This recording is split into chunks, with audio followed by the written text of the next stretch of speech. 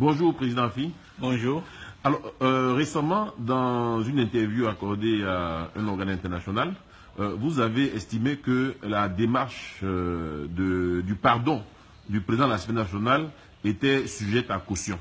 Est-ce que vous pouvez expliquer un peu les raisons de cette méfiance? Mais d'abord, la première chose, c'est que chacun d'entre nous doit savoir que la rébellion armée en Côte d'Ivoire est l'œuvre de M. Soro Diom. Et que c'est cette rébellion armée qui a endeuillé la Côte d'Ivoire et que c'est cette rébellion armée qui est la principale cause du malheur de milliers d'Ivoiriens, à commencer d'abord par les militants du Front populaire ivoirien et les partisans du président Gbagbo Laurent. Si aujourd'hui des Ivoiriens sont en exil, c'est à cause de M. Soro Diom. Si aujourd'hui des Ivoiriens sont en prison, c'est à cause de M. Soro Diom. Si aujourd'hui le président Gbagbo Laurent est en prison à la CPI, c'est à cause de M. Soro Diom. Et pourtant, pendant tout ce temps, de 2002 à 2010, plusieurs occasions ont été offertes à M. Soro Diom de mettre fin à la spirale de la violence. D'abord à travers l'accord de Marcoussis. Ensuite, à travers l'accord politique de Ouaga, qui a permis à M. Soro Diom de devenir président, disons, Premier ministre de la République de Côte d'Ivoire, grâce au président Laurent Gbagbo, avec la caution du président Laurent Gbagbo, avec l'espoir que cette position va lui permettre de mettre fin à la violence, à la guerre, de restaurer l'unité du pays, de restaurer la démocratie et de permettre au pays d'aller à des élections apaisées. Malheureusement, M. Soro Diom a utilisé ce poste pour conduire à la crise post-électorale de 2010-2011 et à la déportation du président Laurent Gbagbo à la CPI. Donc aujourd'hui, nous avons de légitimes raisons de ne pas faire confiance à M. Soro Diom et de le considérer comme la cause de nos malheurs. S'il dit qu'il a changé, il faut qu'il le prouve par des actes. Ce n'est pas par des déclarations. Il est l'une des personnalités principales du régime actuel. Je peux dire même la deuxième personnalité du régime actuel. Il a la possibilité, ici en Côte d'Ivoire, de faire en sorte que les prisonniers politiques soient libérés.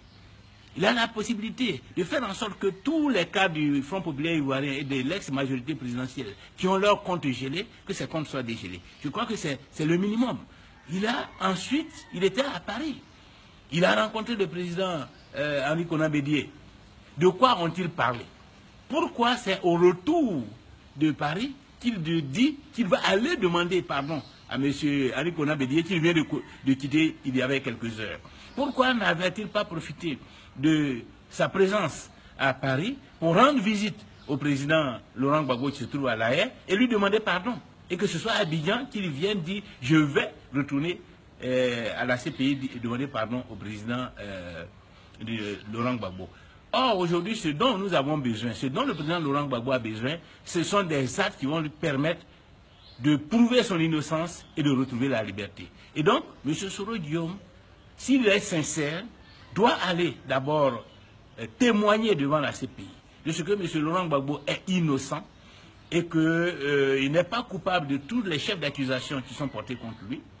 Et qu'ensuite, il fasse en sorte que tous les prisonniers politiques en Côte d'Ivoire, à commencer par Mme Simone Gbagbo, tous les cas du Front populaire ivoirien, retrouvent la liberté. À partir de ce moment-là, il n'aura même pas besoin de parler de pardon. Le pardon lui sera accordé en conséquence.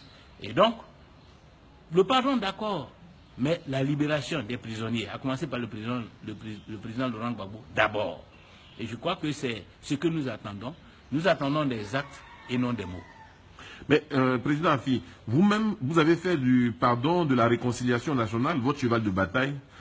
Quelle est la différence entre la démarche du président de l'Assemblée nationale et vous qui avez fait la promotion des États généraux de la République? Mais je crois que c'est une façon de nous rejoindre 3 ou 4 ans après, puisque depuis 2013, nous parlons de réconciliation nationale. Nous parlons d'États généraux de la République. C'est le même régime qui nous a répondu à l'époque que c'était du bavardage.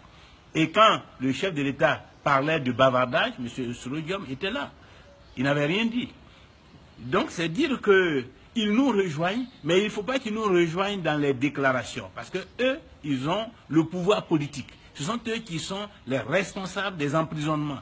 Ce sont eux qui sont les responsables de l'exil. Donc ils ont le pouvoir politique de poser des actes pour mettre fin à ces situations. Nous avons le pouvoir de dire, le pouvoir de réclamer, mais eux, ils ont le pouvoir de décider. Et donc nous ne voulons pas qu'ils se mettent à notre place et qu'ils parlent comme nous, comme s'ils étaient dans l'opposition, mais qu'ils parlent comme des responsables au pouvoir, c'est-à-dire qu'ils posent des actes pour traduire en actes concrets la volonté qu'ils souhaitent bien exprimer. Alors, Président, beaucoup de nos compatriotes n'ont pas compris ce qu'étaient vraiment les États généraux de la République. Est-ce qu'aujourd'hui, en quelques mots, vous pouvez dire en quoi les États généraux de la République peuvent réconcilier les Ivoiriens? Mais les États généraux de la République, c'est d'abord la décrispation de l'environnement politique, à travers le dialogue politique. Les États généraux de la République comportent, le processus de réconciliation nationale que nous proposons comporte deux volets. Un premier volet, dialogue politique.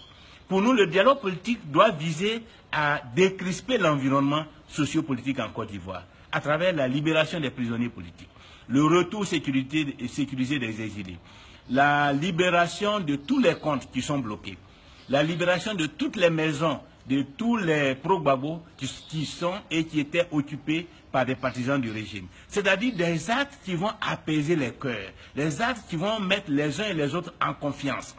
Et une fois qu'on a procédé à cela à travers le dialogue politique, alors on convoque les États généraux de la République. C'est-à-dire tous les acteurs majeurs de la crise.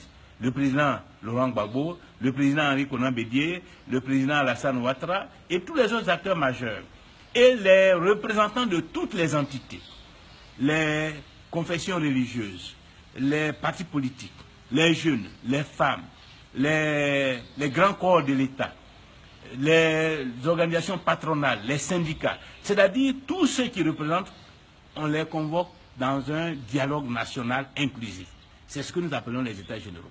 Et ces États généraux auraient pour fonction principale de faire le diagnostic de la situation en Côte d'Ivoire. Pourquoi tous ces affrontements depuis près d'une vingtaine d'années? Qu'est-ce qui divise les Ivoiriens? Donc d'identifier les causes de nos divisions, d'identifier les victimes de nos affrontements, sans tendance politique, sans tenir compte des tendances politiques, de façon inclusive, de façon impartiale. Et ensuite, de dédommager toutes ces victimes. D'accorder le pardon à travers le dialogue à ceux qui méritent le pardon. Et la compassion à ceux qui ont droit à la compassion de l'État. Et ensuite, une fois qu'on a apaisé, qu'on a réconcilié les gens, prendre des mesures. C'est-à-dire regarder qu'est-ce qui doit changer dans l'organisation de l'État du Côte d'Ivoire, dans les lois de la République, de manière à ce que tout le monde se sente à l'aise, de manière à ce que la démocratie soit une réalité, que les libertés soient défendues. Donc, réforme législative, réforme de la Constitution. Tout ce qui est conflictuel dans la Constitution, de façon consensuelle, nous procédons au nettoyage de la Constitution. De façon consensuelle, nous mettons en place une commission électorale indépendante. De façon consensuelle, nous voyons comment organiser le développement économique et social. Quelle place donner aux régions, à la décentralisation, de manière à ce que toutes les régions profitent de façon équitable des fruits de la croissance. Que les jeunes, les femmes profitent aussi des fruits de la croissance. Donc c'est un débat général pour refonder l'État de Côte d'Ivoire, de manière à ce qu'à la fin de ce processus, chacun se sente à l'aise dans un pays réconcilié, dans un pays apaisé, dans un pays où les libertés sont défendues, dans un pays où l'on peut s'exprimer librement, dans un pays où on peut appartenir au parti qu'on veut, dans un pays où le tribalisme est banni et où le régionalisme est banni, où les considérations religieuses ne sont pas des éléments qui déterminent les positionnements politiques des uns et des autres. C'est vraiment ce travail de refondation de la Côte d'Ivoire qui devrait être opéré à travers le processus de réconciliation nationale et en particulier à travers les États généraux de la République. Président, la Côte d'Ivoire organise les Jeux de la francophonie. N'êtes-vous pas gêné que votre pays reçoive 4000 athlètes et que les stades soient vides?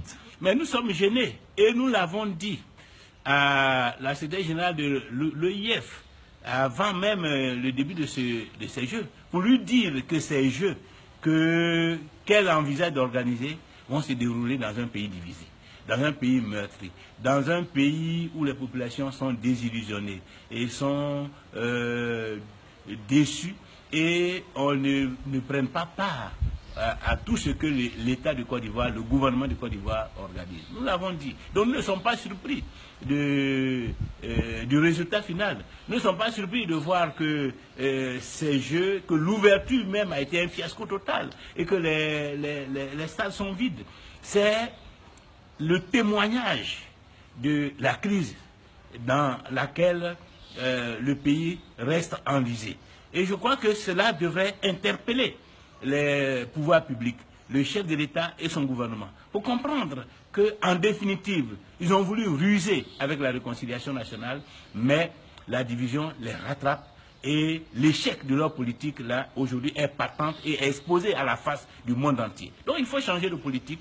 Et pour nous, le changement de politique, c'est que ce pouvoir-là comprenne qu'il ne peut pas réussir tout seul dans ce contexte-ci, qu'il faut qu'il ouvre, qu'il abandonne certaines politiques sectaires de rattrapage, qu'il abandonne la logique de punition des pro-Gbagbo, qu'il abandonne la logique d'incarcération, de maintien en prison de centaines d'officiers de l'armée, de milliers de cadres du parti, et qu'on s'asseye autour de la même table pour parler de réconciliation, pour parler de justice équitable, parce que c'est la seule voie qui peut permettre à la Côte d'Ivoire de rompre avec les violences du passé. C'est la seule voie qui peut permettre à la Côte d'Ivoire, si demain elle doit organiser d'autres manifestations de cette envergure, de voir tout le peuple mobilisé autour de cette manifestation.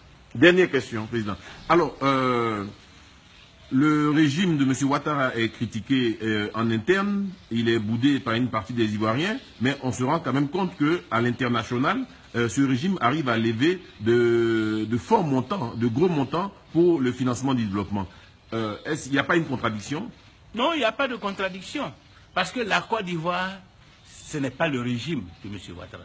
La Côte d'Ivoire, c'est l'État de Côte d'Ivoire qui existe depuis son accession à la souveraineté internationale, qui a des atouts, qui a ses ressources, qui a son patrimoine économique et financier.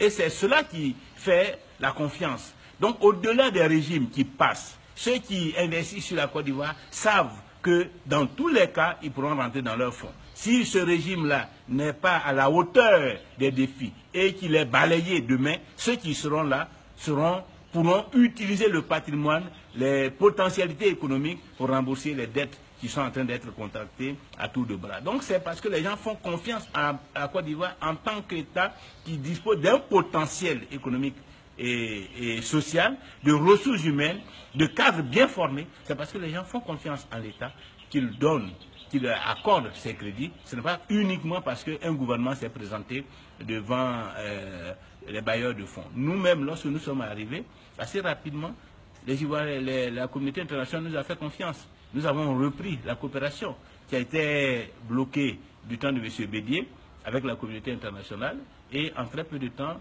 nous avons pratiquement atteint le point d'initiative PPTE et cela aurait pu nous permettre assez rapidement s'il n'y avait pas eu la rébellion armée.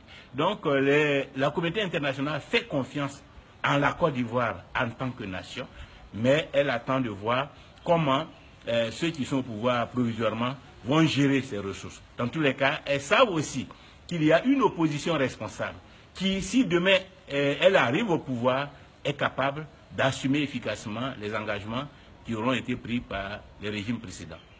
Mais avec ce surendettement, il n'y a pas de risque qu'on retourne encore à une deuxième initiative PPTE? C'est sûr. Et c'est pourquoi il ne faut pas laisser ce régime-là s'éterniser. Et que 2020 doit nous permettre de nous débarrasser de ce régime. Sinon, nous risquons encore de nous retrouver dans des situations très difficiles. Et donc, il faut mettre fin à ce régime avant qu'il ne soit trop tard. Avant que M. Ouattara nous conduise encore soit à une autre dévaluation, soit à un nouveau programme PPTE. Merci, Président. Moi, je vous remercie.